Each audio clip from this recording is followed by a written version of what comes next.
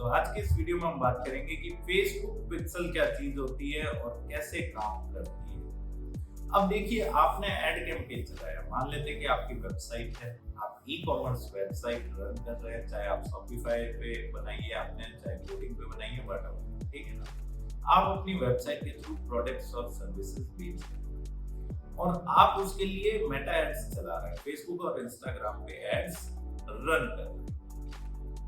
अब सेल्स तो आ रही है अब, ठीक है ना।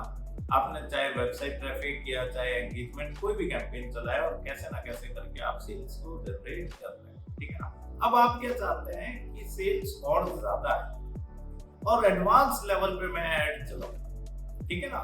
तो उसके लिए आपको मेटा पिक्सल या फिर मैं कह दूं फेसबुक पिक्सल की रिक्वायरमेंट पड़ेगी। फेसबुक पिक्सल और मेटा पिक्सल एक ही चीज है। फेसबुक पिक्सल पहले नाम था, अब उसका नाम कर दिया है मेटा पिक्सल, ठीक है ना। तो आपको कंफ्यूज नहीं होना है। अब अगर मैं बात करूं फेसबुक पिक्सल की, तो फेसबुक पिक्सल काम कैसे करता है, क्या होता है, ठीक है ना। देखो, बहुत इजी सा है। अभी अगर मैं आपको बात करूं कि ऑडियंसेस कितनी टाइप की होती है फेसबुक एड्स के अंदर, तो 3 प्रकार की। एक होती है आपकी कस्टम ऑडियंस, एक होती है आपकी लुक लाइक ऑडियंस, एक होती है आपकी सेव्ड ऑडियंस।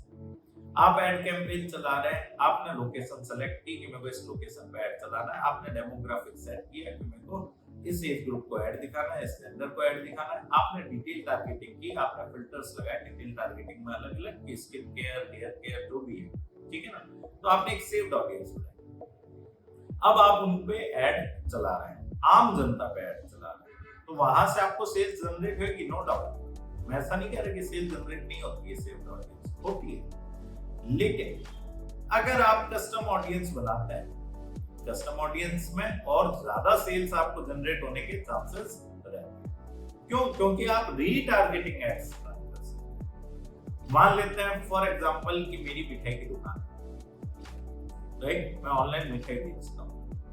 अब मैंने अपना एक एड कैंपेन चलाया सेव्ड ऑडियंस पे, आम जनता पे, और 1 लाख लोगों को ऐड दिखाया। 4000 लोगों ने ऐड के नीचे जो सिंह बटन था उस पर क्लिक करके मेरी वेबसाइट पे लैंड हुए। तो क्या 4000 के 4000 लोग मिठाई खरीदेंगे मेरी वेबसाइट से? नहीं खरीदेंगे।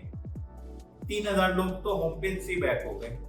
बाकी जो 1000 लोग थे, मान लेता हूँ कोई स्वीट्स कैटेगरी में गया, कोई नमकीन कैटेगरी में गया, कोई पापड़ कैटेगरी में गया। अब उनमें से भी कुछ लोग ऐसे थे जो स्वीट्स में रसमलाई में गए, कुछ लोग केसर पेठा पे गए, कुछ लोग काजू कतली पे गए, राइट। उनमें से भी कुछ लोग होंगे जो केसर पेठा देखने के, मान लेते हैं कि केसर पेठा पे 500 लोग गए या 200 लोग गए। अब 200 लोगों में से भी कुछ लोग ऐसे होंगे जो वहां से बैक हो जाएंगे, कुछ लोग ऐसे होंगे जो आगे उसको कार्ट में ऐड करेंगे। फिर कार्ट में से आगे चेकआउट पेज पे जाते जाते जनता और कम हो जाएगी, चेकआउट से पेमेंट गेटवे पे जाते जाते जनता और कम हो जाएगी, फिर पेमेंट गेटवे से payment confirmation, order confirmation page पे जाते जाते जनता और कम हो जाएगी, ठीक है ना। तो 4000 लोग आए आपकी वेबसाइट पे, पर खरीदा मान लेते हैं 40 लोग। अब जो बचे हुए लोग हैं उनकी आप क्या कर रहे हैं, कस्टम ऑडियंस बना रहे हैं कि भैया इनको तो मैं और रीटारगेटिंग एड्स दिखाऊंगा। मतलब इनका कहीं ना कहीं इंटरेस्ट था, तभी मेरे ऐड के नीचे जो बटन था वेबसाइट का उस पर क्लिक करके वेबसाइट पे गए, लेकिन इन्होंने खरीदी नहीं। जो भी 3960 लोग थे, आप उनको भी रीटारगेट कर सकते हैं, या फिर आप उनको भी रीटारगेट कर सकते हैं जो 1000 लोग आपके होम पेज से आगे गए।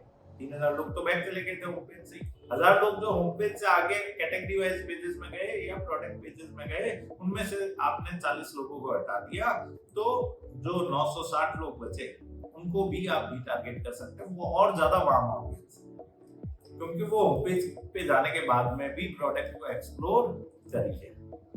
तो आप 960 लोगों की भी कस्टम ऑडियंस बना करके और उनको ज्यादा ऐड फ्रीक्वेंसी के साथ में अपना ऐड दिन में 3-3, 4-4 बारी ऐड दिखा करके और कन्वर्ट कर सकते हैं। उसमें से भी कन्वर्जन आपको अच्छा मिल जाएगा इन कंपैरिजन टू एक आम जनता को ऐड दिखाने से। तो कस्टम ऑडियंसेस बनाई जाती है सेल्स एड कैंपेन के अंदर। अब ये कस्टम ऑडियंस बनाने के लिए मेटा पिक्सल की सहायता लगती है, क्योंकि देखो फेसबुक के पास में डेटा कहां तक है, फेसबुक के पास में डेटा वहां तक है कि भैया उसके प्लेटफॉर्म के कौन से ऐसे 4000 यूजर्स थे जिन्होंने इस बटन पे क्लिक किया। क्यों? क्योंकि ऐड किस पे चल रहा था? मेटा के प्लेटफॉर्म पे, फेसबुक और इंस्टाग्राम के प्लेटफॉर्म पे चल रहा था। यूजर किसके थे? मेटा के, फेसबुक के, इंस्टाग्राम के। तो मेटा के पास में वहां तक डिटेल है कि भैया हमारे प्लेटफॉर्म पे जब ऐड चल रहा था, कौन सा ऐसा यूजर था मेरा जिसने इस बटन पे क्लिक करके और वेबसाइट पे गया। ऐड के नीचे जो बटन था उस पे क्लिक किया। तो मेटा के पास में 4000 लोगों का डिटेल है। उसको 4000 लोगों के नाम पता है, उसको 4000 लोगों की अकाउंट आईडी पता है। लेकिन अब वो आपकी वेबसाइट पे आ गया। अब आपकी वेबसाइट में कौन सा यूजर किस पेज पे जा रहा है वो मेटा को आइडिया नहीं है। तो मेटा को आइडिया हो जाए कि भैया रमेश था जिसने केसर पेठा खोला, और सुरेश था जिसने काजू कतली खोला, और विमलेश था जिसने ये आपका रसमलाई खोला। विमलेश ने रसमलाई खरीद ली, सुरेश ने मिठाई नहीं खरीदी, तो वो कैसे पता लगेगा?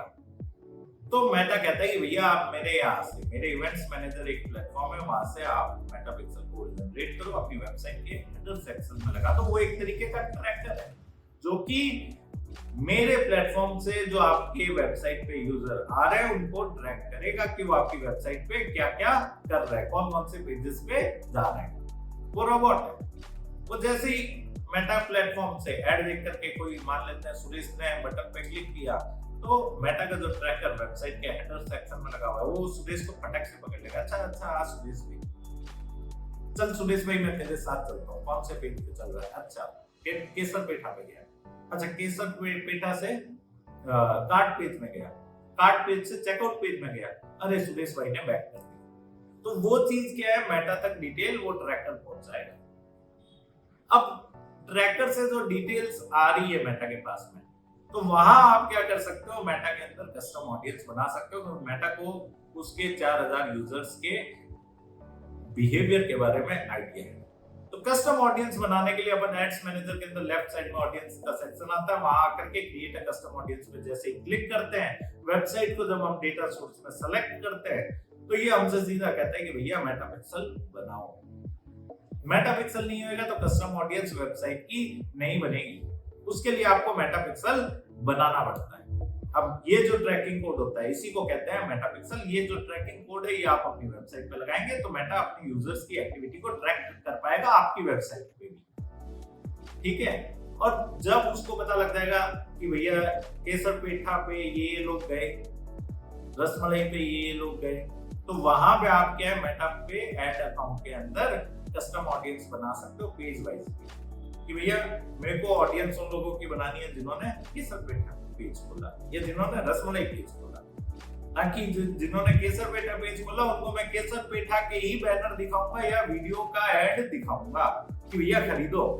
ठीक है ना, और जिन्होंने रसमलाई का पेज खोला उसको रसमलाई का ही बैनर या वीडियो दिखाऊंगा क्योंकि उसका इंटरेस्ट रसमलाई में ना कि केसर पेठा में। तो इसके लिए कस्टम ऑडियंस में आपको मेटा पिक्सल की रिक्वायरमेंट पड़ती है।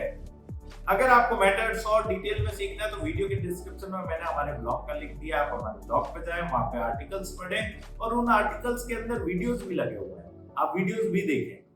और अगर आपको डिजिटल मार्केटिंग कोर्स सीखना है हमारा तो वीडियो के डिस्क्रिप्शन में हमने हमारी वेबसाइट का लिंक दिया, आप हमारी वेबसाइट पे जाएं, कोर्स को एक्सप्लोर करें। अगर आपको कोर्स अच्छा लगता है तो आप डायरेक्टली वहीं से हमारा कोर्स परचेज भी कर सकते हैं। धन्यवाद। If you want to learn digital marketing for free, then subscribe Digital Bikana YouTube channel right now.